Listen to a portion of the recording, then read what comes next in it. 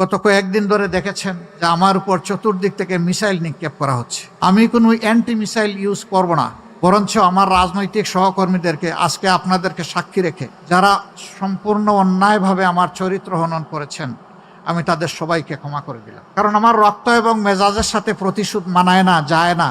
আমি প্রতিশোধের রাজনীতিতে বিশ্বাস করি না। আমি বিশ্বাস করি আমি যদি আমার কোনো সহকর্মীকে, বন্ধুকে, ভাইকে তার ভুলের জন্য ক্ষমা করতে পারি, তাহলে আমিও সমাজের কাছে একদিন আমার ভুলের জন্য ক্ষমা আশা করতে পারি। কিন্তু সেই আমি মানুষটাই যদি প্রতিশোধের রাস্তা ধরে হাঁটতে চাই, তাহলে আমার উপর থেকে আরেকজনের প্রতিশোধ নেওয়ার অধিকার তৈরি হয়ে যায়। এই প্রতিশোধ, প্রতিহিংসার রাজনীতি করে করে আমাদের সমাজকে, দেশকে অনেক ক্ষতি করে ফেলেছে। পিছনের রাজনৈতিক কালচার আর ধারণ করে চলতে চাই না।